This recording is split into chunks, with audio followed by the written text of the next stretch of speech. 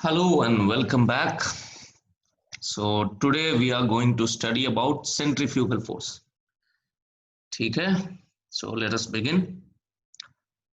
So ये start कहाँ से करते हैं?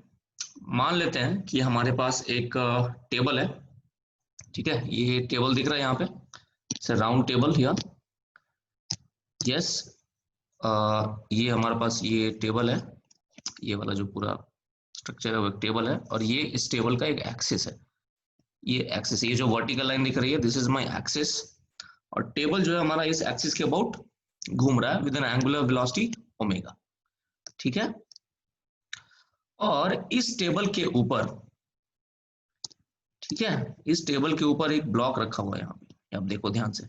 The table here is rough. Of course rough होना जरूरी क्यों है, अभी देखेंगे हम लोग. ठीक है, सो टेबल रफ है और ये ब्लॉक जो है इस टेबल पे टेबल के साथ साथ ही घूम रहा है. So that means कि angular velocity of the block is also omega. Okay, आगे बढ़ते हैं.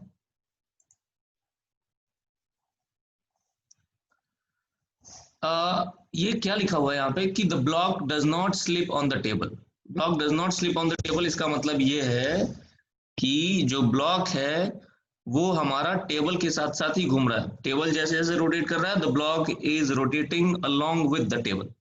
So that means the block has the same angular velocity as the table. मतलब क्या, कहने का मतलब ये है कि let's say ये हमारा एक्सिस है, ये एक्सिस है ना, और ये हमारा ब्लॉक रखा हुआ है यहाँ पे. तो जितनी देर में टेबल मेरा एक रिवोल्यूशन कंप्लीट करेगा, मेरा ब्लॉक भी उतनी देर में एक रिवोल्यूशन कंप्लीट करेगा. तो एंगल ट्रेवल्ड और टाइम दोनों सेम है, यानी कि delta theta and delta T both are the same for the block as well as the table. तो इसलिए इसका मतलब दोनों का जो ओमेगा है, ओमेगा दोनों का सेम. चलिए अब देखते हैं, थोड़ा सा फ्री बॉडी डायग्राम बना के देखते हैं इसका ब्लॉक का. ठीक है, तो ऊपर चलते हैं वापस. यू कैन सी कि सॉरी, ब्लॉक का यहाँ पे वेट लग रहा है, वेट mg, ये नॉर्मल फोर्स लग रही है. ठीक है, और चूंकि ब्लॉक सर्कल में घूम रहा है, the block is moving in a circle, in a horizontal circle. So इसका मतलब हॉरिजॉन्टल सर्कल में घूमने के लिए उसको कोई ना कोई एक फोर्स तो चाहिए, सेंट्रीपिटल फोर्स चाहिए ना. The block requires a centripetal force to move in a circle. अब ये सेंट्रीपिटल फोर्स खुद से तो आएगा नहीं, तो कोई ना कोई एजेंट है जो सेंट्रीपिटल फोर्स देगा. अब normal can not provide that centripetal force and mg also can not provide that centripetal force. ये हम लोग पहले देख चुके हैं. ठीक है, वहां पे एक पिछले वीडियो में जिसमें मैंने ये एक्सप्लेन किया था कि अगर एक गाड़ी है और एक हॉरिजॉन्टल सर्कुलर रोड पे वो गाड़ी टर्न ले रही है ना, अगर गाड़ी ऐसे मूव कर रही है तो उसमें हमने देखा था कि नॉर्मल एंड mg, ये गाड़ी है स्पीड v से जा रही है, ये टॉप व्यू था, है ना. ये हम लोग पहले देख चुके हैं, जिसमें हमने क्या देखा था कि इसमें नॉर्मल और mg जो है both are perpendicular to the horizontal plane. So both can not have any component in the radial direction. ये हमारा रेडियल डायरेक्शन है, आपको दिख रहा होगा, this is my radial direction. Yes, this direction is my radial direction. तो normal और mg दोनों रेडियल डायरेक्शन से 90 डिग्री बना रहे हैं. ये सेंटर ऑफ द सर्कल है. यस, नॉर्मल और mg दोनों रेडियल डायरेक्शन से 90 डिग्रीज बना रहे हैं. दैट मींस कि इसका नॉर्मल का कंपोनेंट और mg का कंपोनेंट अलोंग रेडियल डायरेक्शन दोनों जीरो है. There must be some force which is providing the required centripetal force, and in this case the force here is friction. तो radial direction में सारी forces लिख लेते हैं लेफ्ट हैंड साइड पे. तो रेडियल डायरेक्शन में एक ही फोर्स है, F, friction. That is equal to mass into radial acceleration. अब रेडियल एक्सेलरेशन कितना होता है, हमने बेसिकली न्यूटन का सेकंड लॉ लगाया है यहाँ पे, है ना. लेफ्ट हैंड साइड पे क्या लिखा हमने, लेफ्ट हैंड साइड पे हमने लिखा F is equal to ma, लगाते हैं ना न्यूटन का second law. So left hand side पे हमने क्या लिखा, on the left hand side we have written all the forces in the radial direction, है ना. और राइट हैंड साइड पे हमने क्या लिखा, मास इनटू ये acceleration in the radial direction. तो लेफ्ट हैंड साइड पे हमारा क्या गया, हमारे पास एक ही फोर्स है रेडियल डायरेक्शन में. वो कौन सी फोर्स है, फ्रिक्शन. फ्रिक्शन लिख दिया. Is equal to mass into radial acceleration. अब रेडियल एक्सेलरेशन कितना होता है, m omega square r, where r is the radius of the circle in which the block is moving. ठीक है, आगे बढ़ते हैं। सो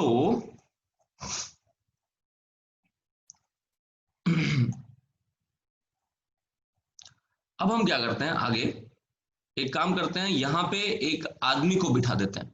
ये तो हमारा ठीक है, हमने देख लिया फ्री बॉडी डायग्राम जो भी था। अब यहाँ पे हम क्या करते हैं, यहाँ पे देख रहे हो आप, यहाँ पे एक आदमी बैठा हुआ है। ठीक है, ये आदमी आप मान लो कि टेबल के साथ चिपका हुआ है, let's say bye some glue. ठीक है, this man is stuck with the table, table के साथ चिपका हुआ है वहां पे, है ना। तो ये आदमी भी टेबल के साथ साथ घूम रहा है, yes, and this man also has the same angular velocity as the table.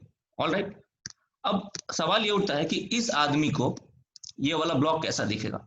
इस आदमी को ये वाला ब्लॉक दिखेगा रेस्ट पे, है ना। The block would appear stationary to him. Now how did this happen. ठीक है, बराबर है।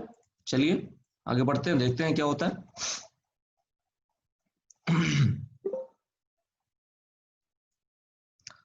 तो ये आदमी को दिख रहा है, ये ब्लॉक कैसा रेस्ट पे दिख रहा है। तो क्या क्या लग रहा है, नॉर्मल, mg, फ्रिक्शन, ये तो हमारा लग ही रहा था, है ना। और ये हमारा रेडियल डायरेक्शन था, है ना। This was my radial direction, this one shown in blue, ये O is the centre of the circle, this is the block.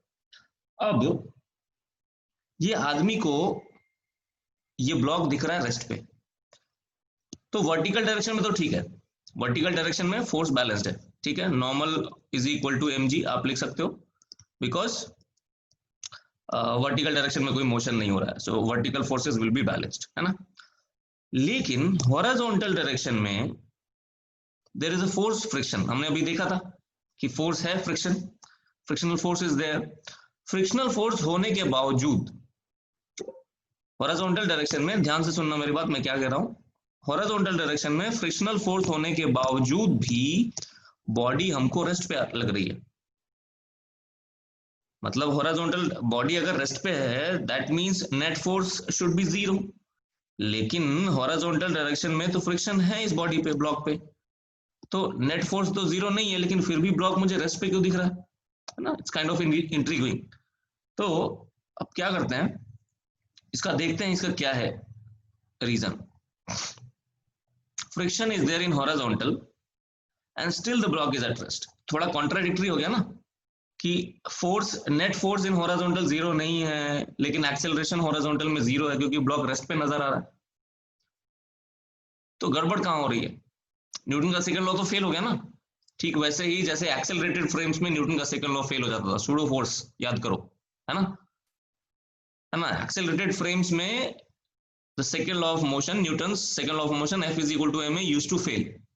In a similar manner here also Newton's second law of motion is failing because net force on the block is not zero and still acceleration of the block is zero. Yes, horizontal में friction है वो balance नहीं है, एक force है, उसको friction को balance करने के लिए कोई फोर्स नहीं है। So in the horizontal direction there is an unbalance of forces. Net force is not zero but acceleration is still zero. अब ये प्रॉब्लम को कैसे रिजॉल्व किया जाए, ये जो न्यूटन का सेकंड लॉ फेल हो गया, इसको सही कैसे किया जाए, है कि नहीं। ओके, तो देखते हैं ऐसे फ्रेम्स को, रोटेटिंग फ्रेम्स, आदमी जो देख रहा था, आदमी घूम रहा था उसके साथ साथ, है ना। The man was rotating with the table. So आदमी का जो फ्रेम ऑफ रेफरेंस हुआ, ठीक है, that frame of reference which is a rotating frame, they are non-inertial frames, yes, just like accelerated frames. ये फ्रेम भी एक्सेलरेटेड ही है ना। और इस फ्रेम में अगर मैं घूम रहा हूं, ठीक है, अगर ऑब्जर्वर घूम रहा है, ध्यान से सुनना मेरी बात, मैं क्या कर रहा हूं, if the observer is rotating then the frame of reference of the observer is a non-inertial frame, yes, and in such a frame Newton's second law of motion will fail, yes. अब इसका remedy क्या, कुछ ना कुछ दवाई तो होना चाहिए। ये फ्रिक्शन कितना लग रहा था, फ्रिक्शन हमने देखा था, फ्रिक्शन उस बार हमने जो पहले केस से निकाला था, फ्रिक्शन का वैल्यू निकाला था, कितना निकाला था, friction was m omega square r, इतना फ्रिक्शन लग रहा था। The value of friction we obtained was m omega square r। तो अगर मैं ये मैन के फ्रेम में, man's frame means rotating frame, अगर मैन के रोटेटिंग फ्रेम में मैं उतना ही फोर्स बाहर की तरफ लगा दूं, m ओमेगा स्क्वायर r, तो अगर मैं ये m omega square r force बाहर लगा देता हूं, तो net force on the block will become 0। Yes, ये मैंने अपने आप लगाया है, अपने मन से लगाया है, ठीक है। ये अभी इसका रीजन एक्सप्लेनेशन अभी आपको समझ में आएगा कि ये फोर्स क्यों लगाया मैंने। बस ये समझो कि मैंने ये फोर्स लगा दिया, ठीक है। तो अगर मैंने ये फोर्स लगा दिया m ओमेगा स्क्वायर r, तो अब हॉरिजॉन्टल डायरेक्शन में, ये रेडियल डायरेक्शन में आप देखोगे तो फोर्सेस फ्रिक्शन और m ओमेगा स्क्वायर r दोनों बैलेंस्ड हो गए, ठीक है। तो बैलेंस्ड हो गए मतलब नेट फोर्स कितना हो गया, नेट फोर्स हो गया 0, और हमको एक्सेलरेशन कितना दिख रहा है, एक्सेलरेशन भी 0 दिख रहा है। तो F is equal to m a अब होल्ड कर रहा है, F is equal to m a now holds true, ठीक है। तो ये पॉसिबल कैसे हुआ, हमने ये यहाँ पे एक एक्स्ट्रा फोर्स लगाया, कितना, m ओमेगा स्क्वायर r, किधर, बाहर की तरफ, ठीक है। दिस फोर्स या m ओमेगा स्क्वायर r, ये फोर्स हमने बाहर की तरफ लगाया। ये हमारा सर्कल है जिसमें वो पार्टिकल घूम रहा है ना, और ये मेरा रेडियल डायरेक्शन है। तो हमने क्या किया, ये रेडियली आउटवर्ड डायरेक्शन में एक फोर्स लगा दिया, रेडियली आउटवर्ड डायरेक्शन में m omega square r force लगा दिया। ऐसा करके फिर मेरा अब न्यूटन का सेकंड लॉ अब होल्ड कर रहा है, क्योंकि अब फोर्सेस बैलेंस्ड है। Friction is balanced bye m omega square r, normal is balanced bye mg। So net force is 0, तो नेट फोर्स 0 है, और हमको जो एक्सेलरेशन दिख रहा है a observed by the man, तो फोर्स भी 0 हो गया और m भी 0 हो गया। तो लेफ्ट हैंड साइड और राइट हैंड साइड दोनों मैच हो गए, ठीक है। ओके, नाउ सो हमने देखा कि by the inclusion of this force F is equal to m a now holds, ठीक है। सो अब ये जो क्या किया हमने ये तो अपने मन से जोड़ा था। So this is an imaginary term, ठीक है, ये अपने आप जोड़ा गया था, imaginary term. This imaginary term is the pseudo force, ठीक है, pseudo force applied in rotating frames, और इसको हम लोग बोलते हैं क्या, सेंट्रीफ्यूगल फोर्स बोलते हैं, ठीक है। Okay, simple. So what is centrifugal force, centrifugal force is force that acts away from the center of the circular path in which the particle is moving in the ground frame। मतलब ground frame में जिस circle में घूम रहा है वो particle, ground frame में, ध्यान से सुनना मेरी बात, मैं क्या कर रहा हूं, ग्राउंड फ्रेम में जिस सर्कल में पार्टिकल घूम रहा है, हमें क्या करना है, हमें सेंट्रीफ्यूगल फोर्स लगाना है, ठीक है, रेडियली आउटवर्ड डायरेक्शन में, बाहर की तरफ, ठीक है। और इसकी वैल्यू कितनी होगी, इसकी वैल्यू होगी m omega square into r। Omega लेकिन किसका होगा, ये ध्यान देने वाली बात है, omega will be of the frame from which you are viewing the particle, ठीक है। तो एग्जांपल सिंपल सी चीज है, जैसे मान लो सिंपल सा एक एग्जांपल लेते हैं ये एक ब्लॉक है, ठीक है, जो कि टेबल पे घूम रही है, टेबल घूम रहा है ओमेगा 1 एंगुलर वेलोसिटी से, ठीक है, और ये है ब्लॉक का डिस्टेंस है r सेंटर से, ये सेंटर ऑफ द सर्कल है o। ओके, मैं क्या करता हूं, एक दूसरा आदमी है, ठीक है, जो ब्लॉक के साथ नहीं घूम रहा है, दूसरा आदमी है यहाँ पे लेट से, और आदमी भी चक्कर मार रहा है लेट से, है ना, आदमी भी चक्कर मार रहा है with N angular velocity omega 2, ठीक है। तो अब ये आदमी अगर इस ब्लॉक को देखेगा तो ये फ्रेम कैसा हो गया, क्योंकि आदमी रोटेट कर रहा है, ठीक है। The observer is rotating, so the frame here is non inertial, yes. And now when the frame is non-inertial, while looking at the block, we will have to include a centrifugal force in the free body diagram. तो ये block को देखेंगे जब हम ये आदमी से, तो हमको सेंट्रीफ्यूगल फोर्स लगाना पड़ेगा किधर, रेडियली आउटवर्ड डायरेक्शन में, ठीक है, बाहर की तरफ इधर। और इसकी वैल्यू क्या होगी, mass of the block into omega square into r. अब ओमेगा कौन सा लेंगे, ओमेगा हम लेंगे, ध्यान रखो यहाँ पे क्या लिखा है, ओमेगा फ्रेम, ओमेगा ब्लॉक का नहीं लेंगे, ठीक है।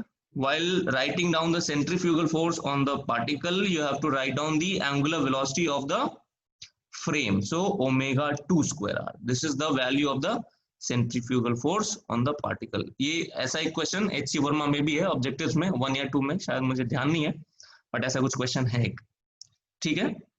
तो ये चीज क्लियर हो गई कि सेंट्रीफ्यूगल फोर्स कब लगाना है, सेंट्रीफ्यूगल फोर्स लगाना है जब हम किसी ऑब्जेक्ट को किसी रोटेटिंग फ्रेम से देखेंगे। Centrifugal forces are pseudo forces. Yes, centrifugal forces are pseudo forces. They are not real. They are not applied by any real agent. Yes. दूसरी चीज, सेंट्रीफ्यूगल फोर्स किधर लगानी है, रेडियली आउटवर्ड डायरेक्शन में लगानी है, ठीक है। और तीसरी चीज क्या है कि सेंट्रीफ्यूगल फोर्स के फॉर्मूले में जो आप m ओमेगा स्क्वायर आर लिखोगे, उसमें ओमेगा किसका होगा, omega will be of the frame from which you are viewing the particle, not omega will not be of the particle itself। yes, एक छोटा सा एग्जांपल देखते हैं। ये लेट्स से ये एक अर्थ है ना, हमारे पास ये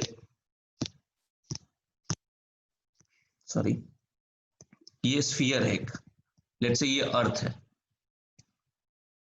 ठीक है। अर्थ अपने एक्सिस के अबाउट रोटेट कर रहा है, ये अर्थ का एक्सिस है, ये वर्टिकल लाइन, ठीक है। ये सेंटर ऑफ द अर्थ है O, ठीक है। अब एक पार्टिकल कंसीडर करो आप, यहाँ पे पार्टिकल P, ठीक है। अब ये जो पार्टिकल है ये भी अर्थ के साथ साथ घूम रहा है, ठीक है, लेकिन वो पार्टिकल जिस सर्कल में घूम रहा है वो सर्कल अलग है। यहाँ आप ध्यान से देखोगे तो आपको वो सर्कल दिखेगा, ठीक है। पार्टिकल इस सर्कल में घूम रहा है, yes, so this is the circle in which the particle is moving. तो अगर एक आदमी है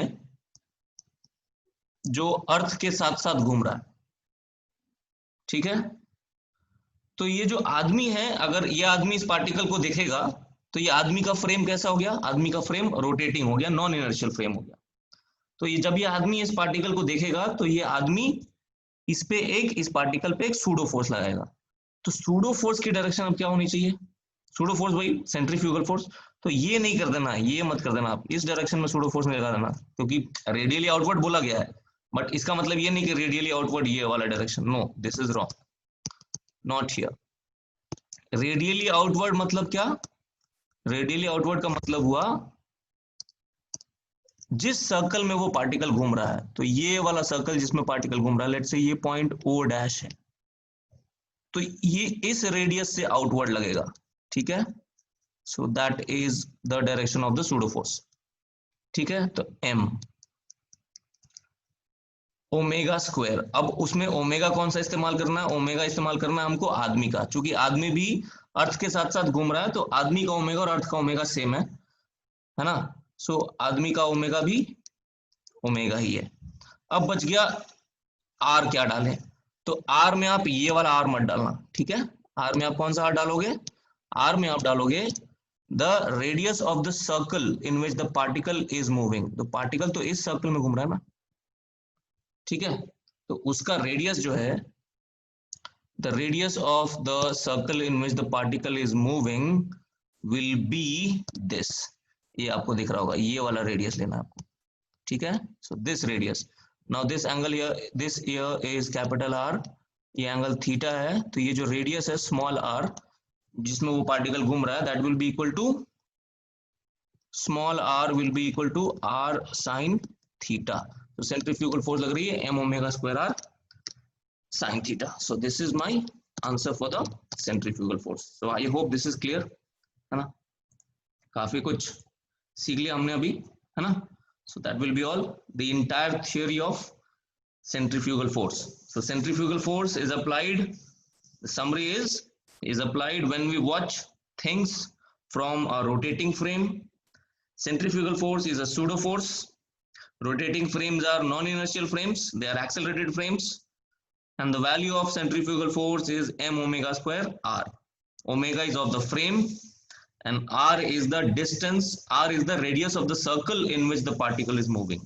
Yes, so that's all. Thank you and have a nice day.